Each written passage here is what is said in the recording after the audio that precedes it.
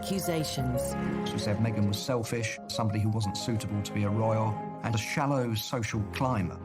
Bust-ups. And every family keeps quiet about where their skeletons are. This family hasn't. They've brought their skeletons out and they've dragged them through the streets. And an increasingly bitter feud. She owes this family respect. Just because she's suddenly a duchess doesn't mean that all of that is eroded and isn't important anymore. After the dream romance, the nightmare fallout. What's happened is a commoner has married into the royal family and it's created fireworks. I've got to say, this has probably been the biggest circus that I've ever come across. Now, with a new royal baby on the way, can Meghan and her family make up? The baby has a grandfather who he or she is in danger of never meeting. And if there's any chance of reconciliation there, I think all parties should be trying to grasp it. Hi, Mr. Thomas. Will Harry finally get to meet his father-in-law? For them not to have met each other seems quite absurd. And after all the rows, insults and embarrassments, can the Windsors ever be friends with the Markles? At the time, I know that they were kind of tearing their hair out. What on earth do we do with this family? If it's embarrassing to the British royal family, it's more embarrassing to us.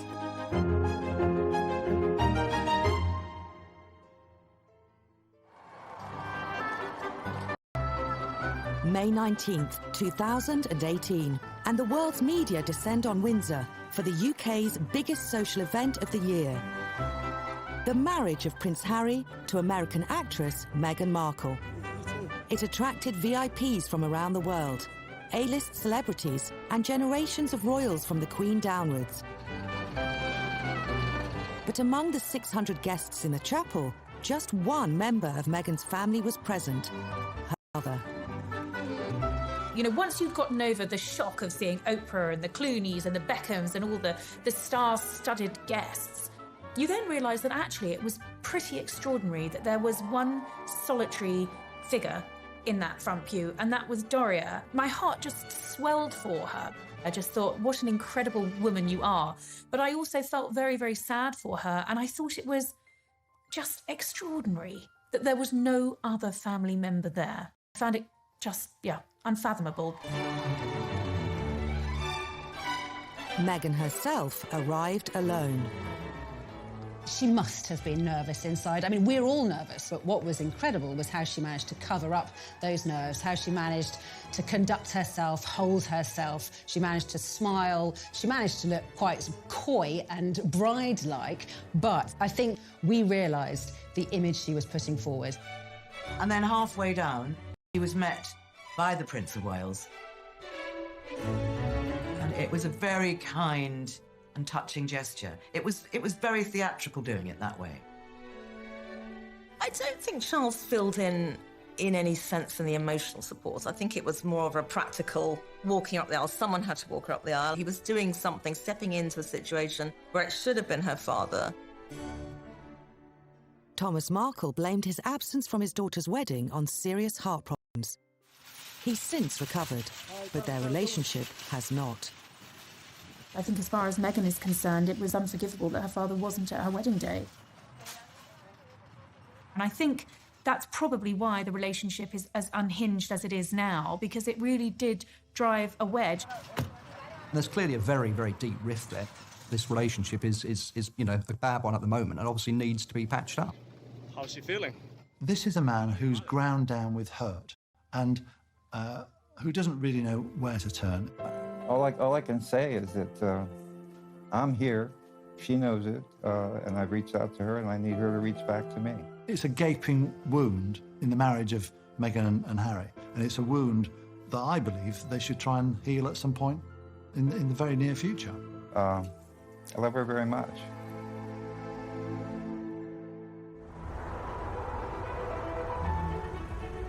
The public split between father and daughter was as quick as it was surprising. Ever since achieving fame, Meghan had gone out of her way to praise her upbringing in Los Angeles. You know, at the end of the day, I'm really just proud of who I am and where I come from. She had a very happy childhood. Both of her parents were very committed to her, to them as a family unit, and so she herself paints a picture of a pretty happy childhood. And actually, if you talk to members of Meghan's family, they will tell you that Doria and Thomas did everything they possibly could to support their daughter. I think our dad was very integral in her imagination, her development. He was very funny and creative. They were very, very close. I would say, you know, not more so than her mom was, but in different ways, maternal and paternal ways.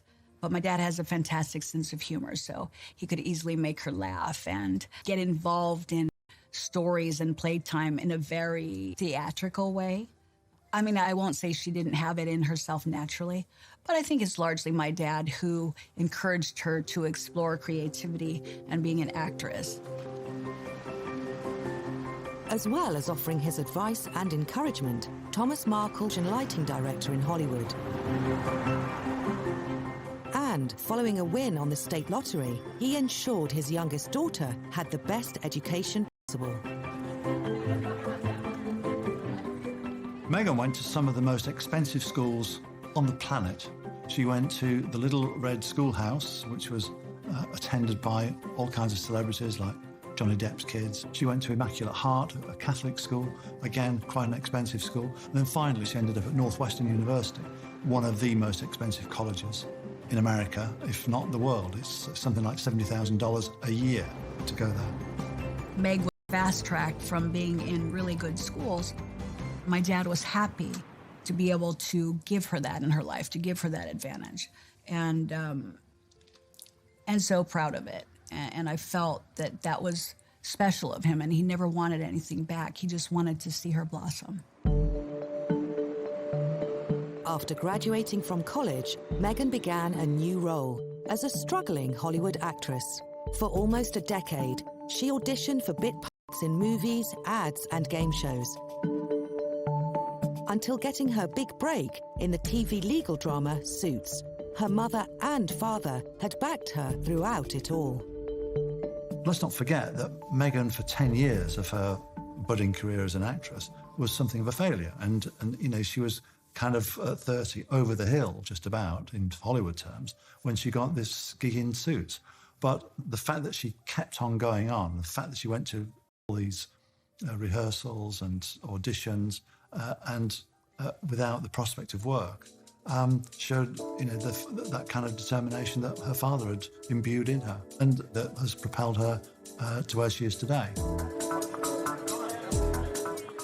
By 2016, Meghan was an international star, with a TV series screened around the world, an army of fans, hundreds of thousands of followers on social media accounts, and her own successful lifestyle website.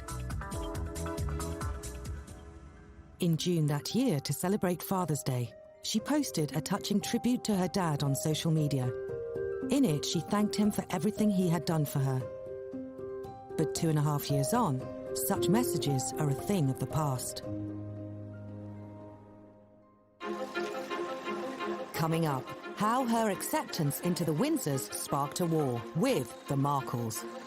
Prince Harry revealed that it had been a wonderful Christmas and that it had been a chance for Meghan to be with a big family. It's the family that I suppose she's never had. I remember listening to that comment and thinking, oh, you're going to ruffle some feathers here. That really lit the blue touch paper as far as the rest of her Markle background.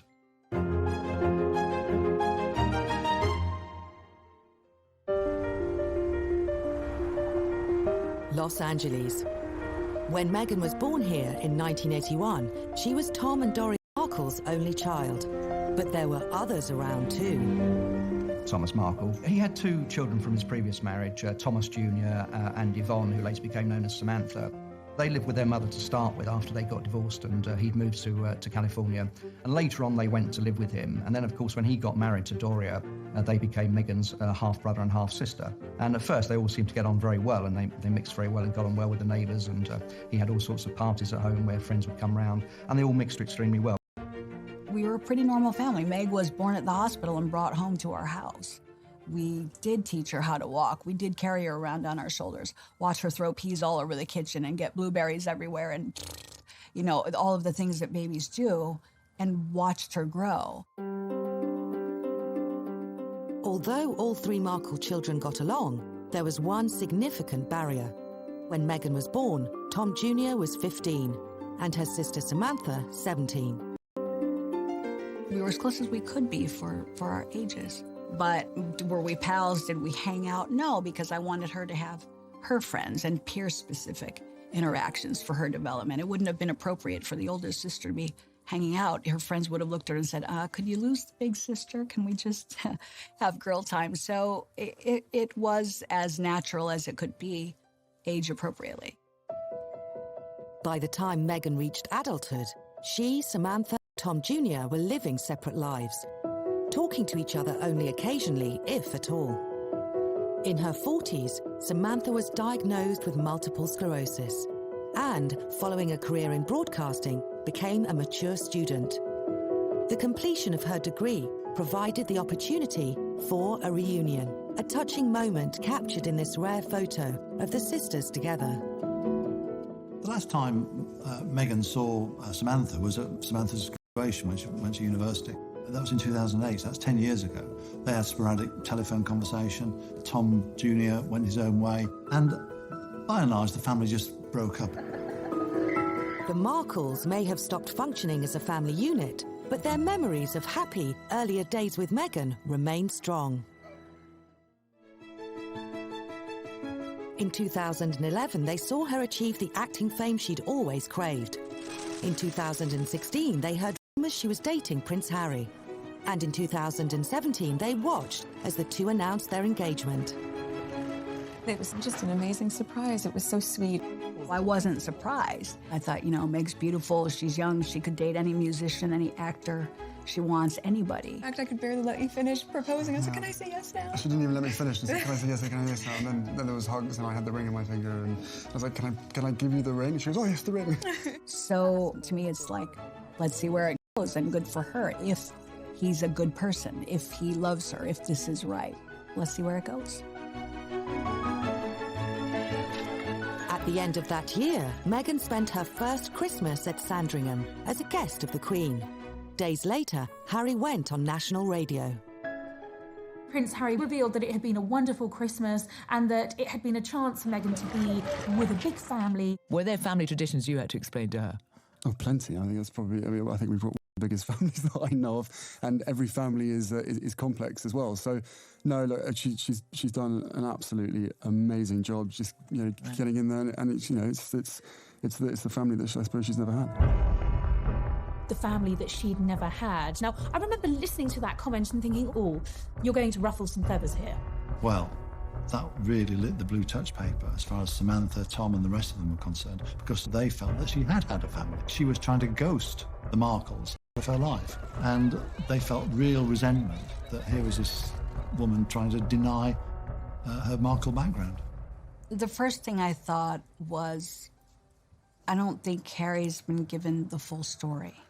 Something's not right. Although we weren't the classic large family together on schedule, on ceremony at every holiday, we were family. That's all we could think. And then the question was, why? Like, why would you be embarrassed about your family? Why would you need to,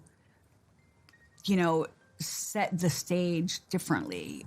I was starting to feel like, she's not reaching out to family. But could this have been prompted by Samantha herself? Shortly after the engagement announcement, she had made a string of disparaging comments to the media about Meghan. She referred to her sister as a social climber, she described her as narcissistic, said that she'd always wanted to marry a prince, and she had a for gingers. Well, the last two not too negative, I suppose, but, narcissistic and social climbing just doesn't paint a very positive picture.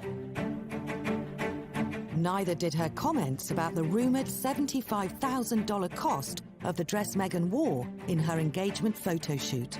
Samantha claimed it was excessive, given Meghan's high-profile campaigns to lift children out of poverty in the developing world. Critics accused Samantha of being jealous of her younger sister's success and wealth.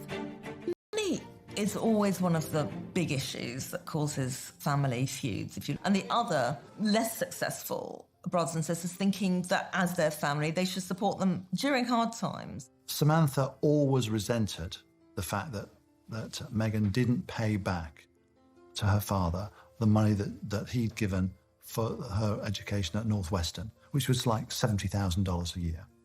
And that, remember, he's been bankrupt, Doria's been bankrupt, Tom Jr.'s been bankrupt, Samantha's been bankrupt. So the finances were always an issue inside the Markle family. Nobody ever asked her for financial support. As a principal, you would think, yes, your father's getting older, your sister's in a wheelchair. You could have offered. We wouldn't ask. But I know if someone wanted something from me, I would give the shirt off my back. So maybe I assumed too much, thinking she would have the same sort of graciousness. But at that point, it wasn't even about us. Here she is on the stage, holding hands with children in countries where people are incredibly poverty-stricken and who don't have clean water. And to spend so much on a dress just felt like gross overindulgence.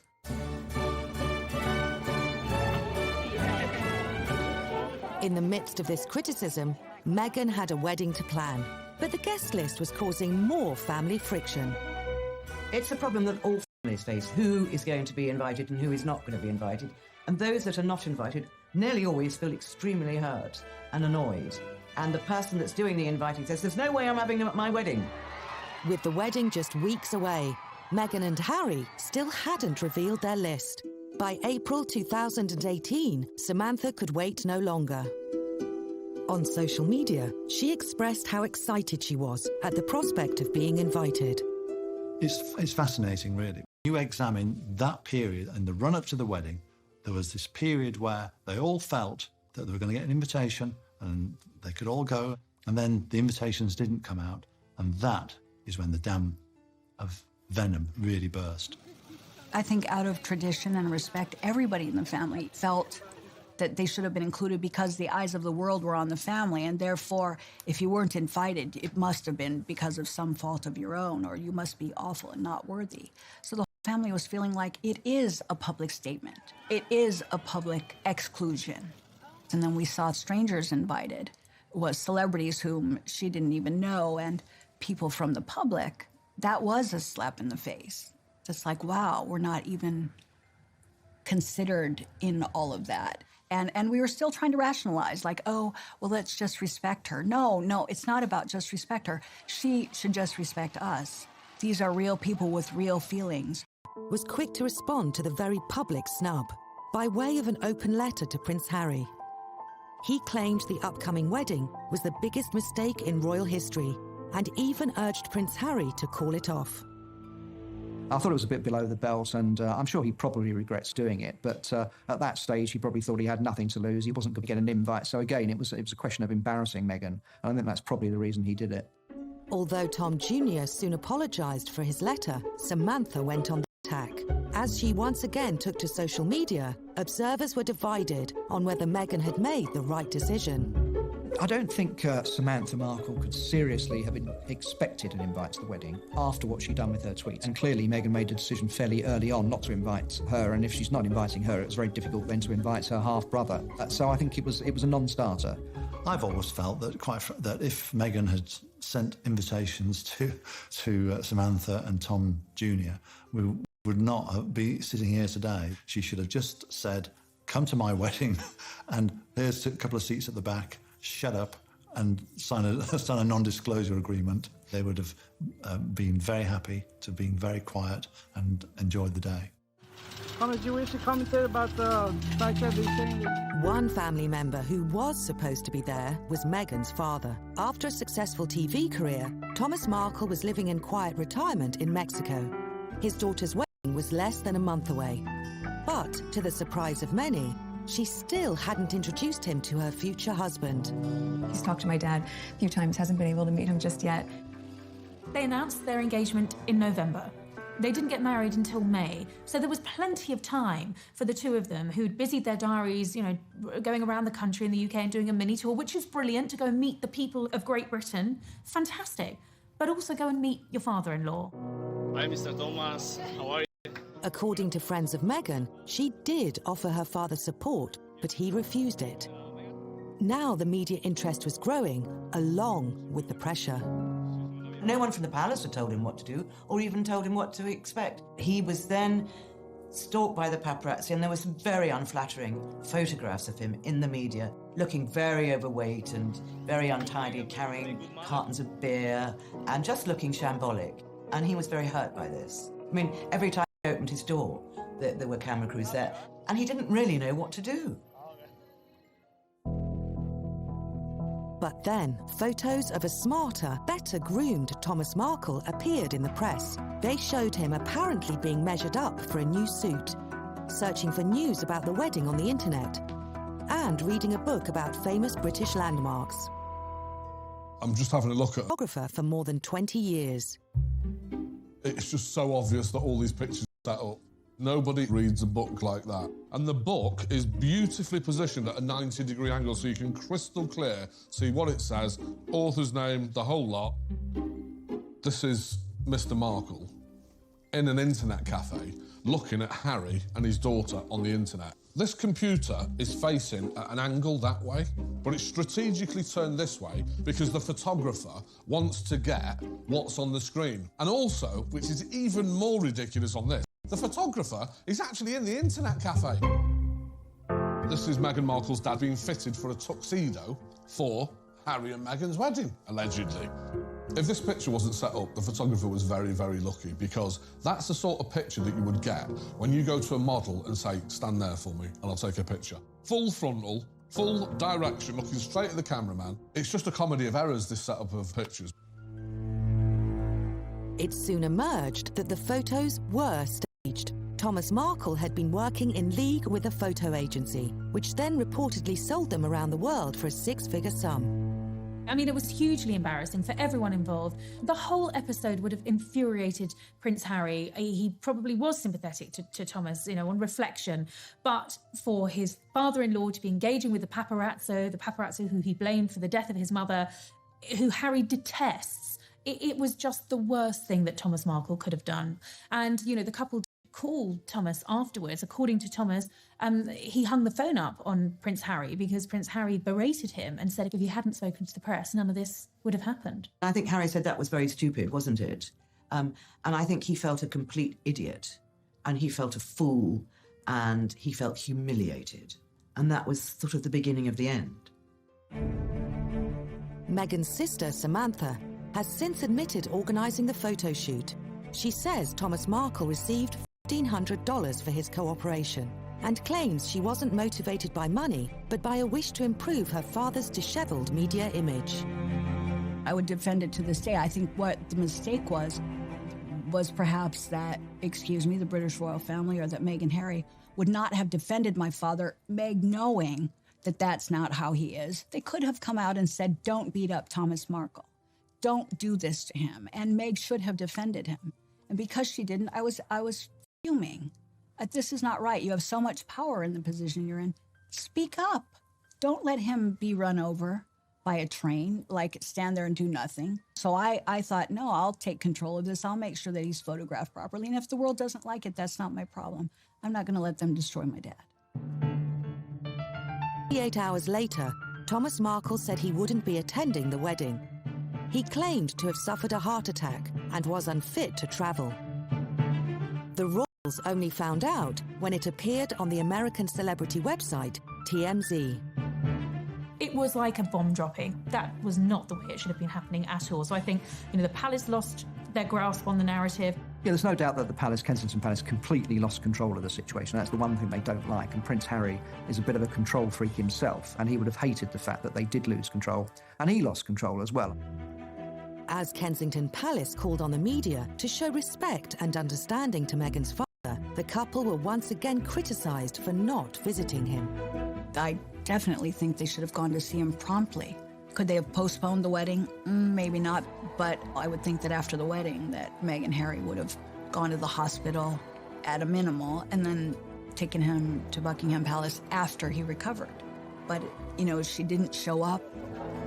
Those close to Meghan have since said that she and Harry tried to bring her father to London for the wedding, even after the staged photos were published.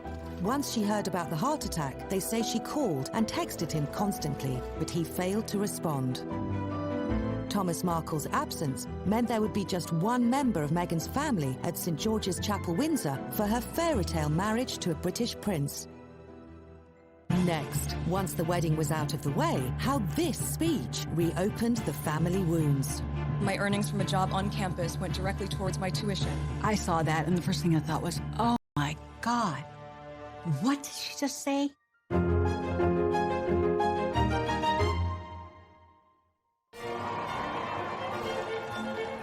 Tradition is at the heart of the royal family.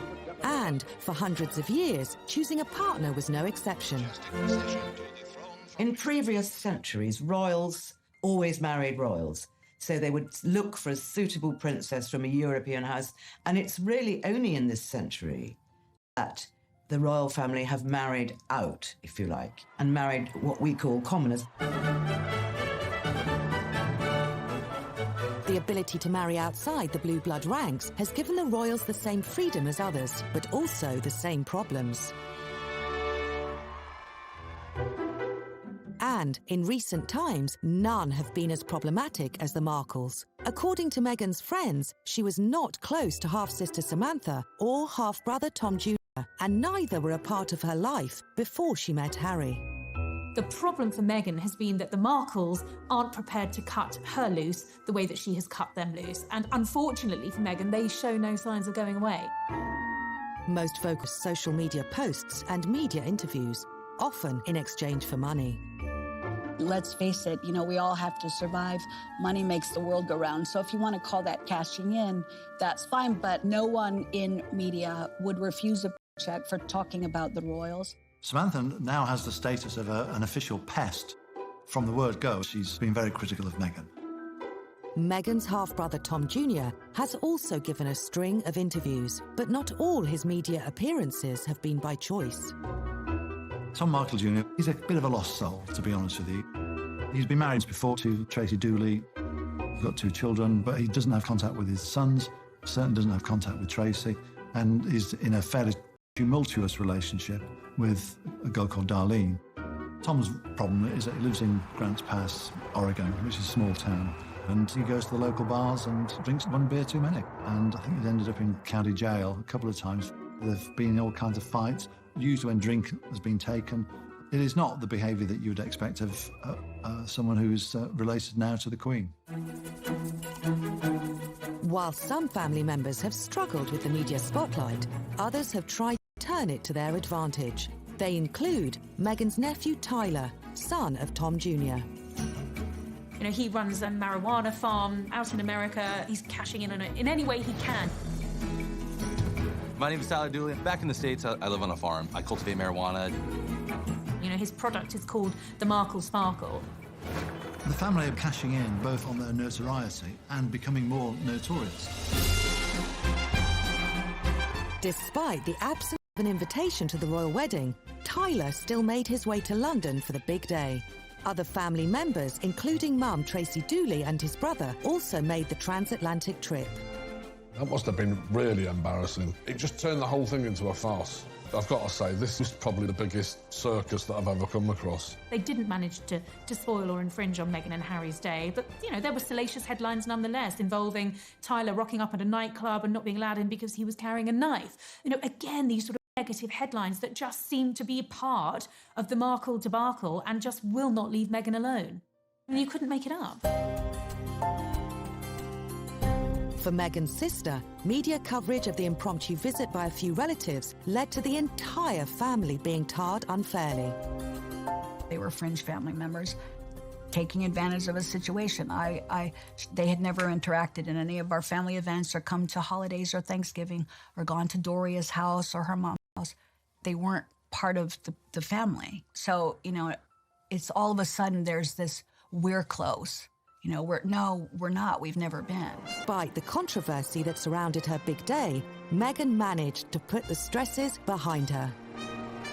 At one point, the whole wedding was becoming in danger of being the Markle show, a kind of a great, grotesque pantomime where this family just made fools of themselves and made fools of the royal family, and especially made a fool of Meghan. And yet, all that kind of evaporated the moment you saw Meghan make her way on her own in St George's Chapel. It was all relevant to what we'd all invested in, the union of a prince with a young woman from nowhere who was going to become a duchess.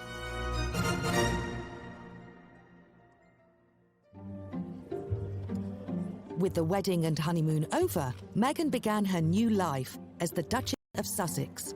In October 2018, she and Harry made their first official trip, a 16-day tour of Australia and the South Pacific Islands.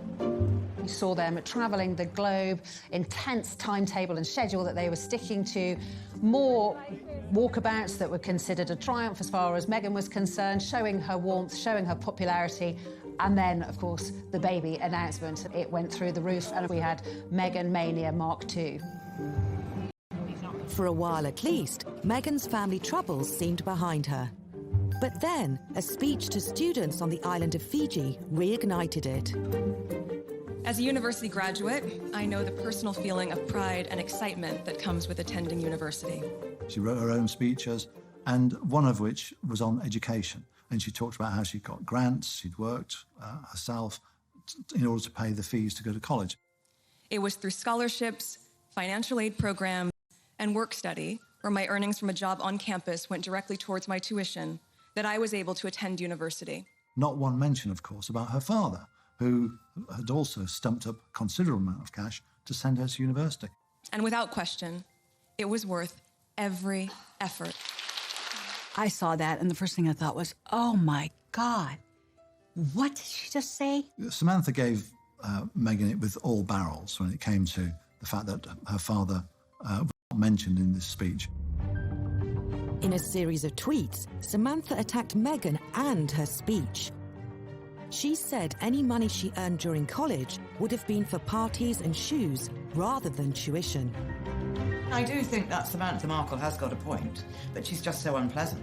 I don't see why she feels she's gaining ground by being so unpleasant and telling us things that possibly are true, but we don't really need to know them. The bottom line is, because you're prestigious, you can't get away with just treating people how you want. And there's nobody can tell me through university graduation. Not a check missed, his signature on all of them. Every second of the way was because of my dad. And that she knowingly, now this is, there's no senility involved. This is not a memory lapse. This was blatant disregard and disrespect and cruelty. Unbelievable. As 2018 drew to a close, relations between Meghan and her family seemed to have hit rock bottom, but they were about to deteriorate further. Coming up, Samantha responds for the first time to the letter that's plunged the Markles into fresh crisis. Broken heart? She doesn't have a heart.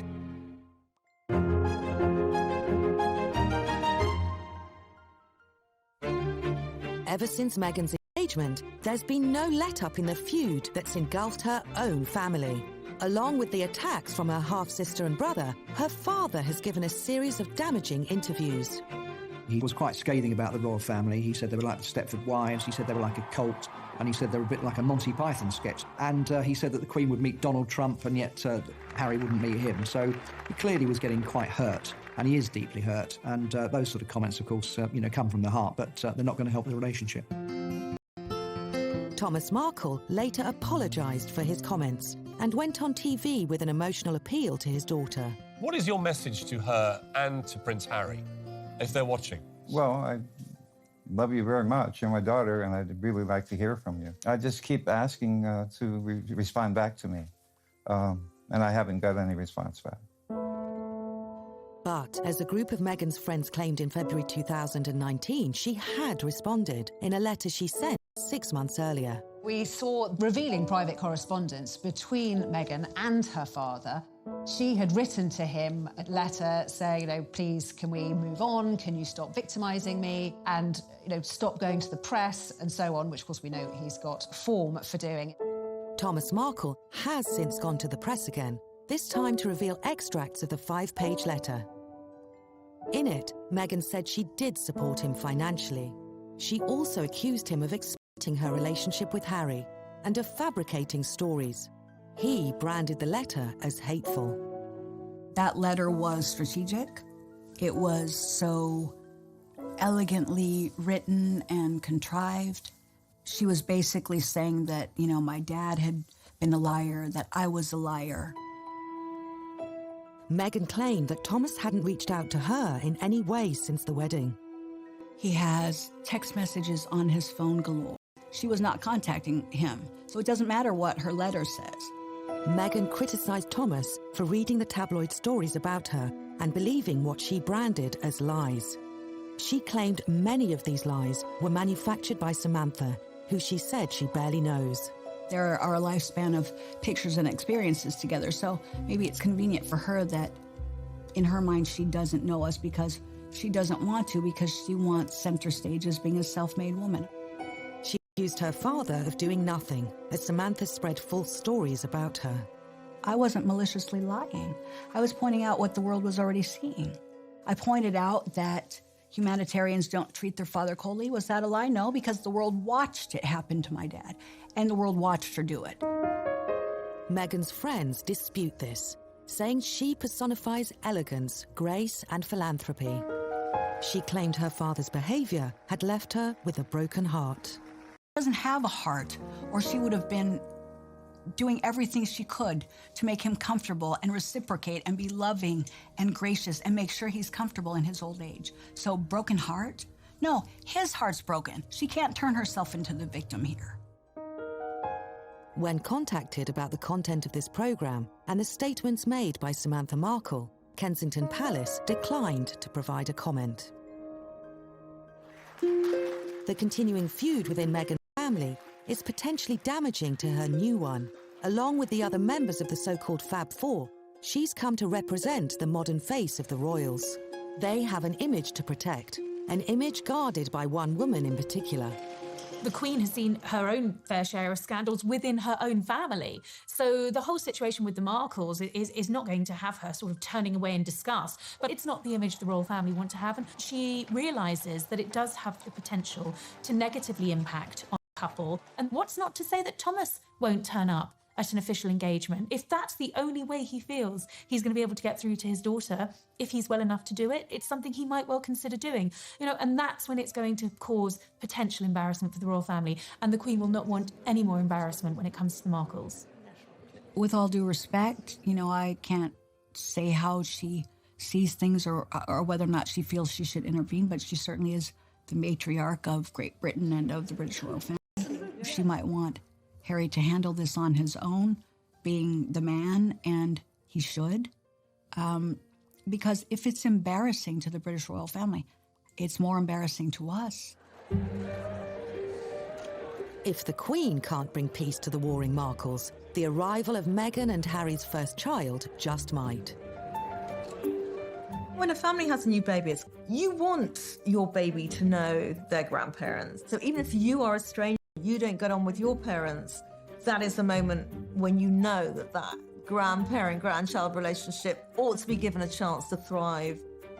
Prince Charles has developed a close bond with his 3 grandchildren. With the 4th due in April, it'll be Meghan's decision whether to allow another grandfather into his or her life. The baby has a grandfather who he or she is in danger of never meeting. And if there's any chance of reconciliation there, I think all parties should be trying to grasp it. While family feuds are nothing new, none have been as public as this one. With the eyes of the world on her and her family, will Meghan ever be able to mend her relationship with her father? If she doesn't reach out to her father when she's had her baby, that relationship will never be repaired, will never resume. Under a sensible scenario, Meghan would have her first child, and at some point her father would come and see the baby, see Meghan, and for the first time meet Harry, and then go on his merry way back to Mexico. That's the sensible solution, but as we've discussed, there's nothing sensible about the House of Markle when it meets the House of Windsor.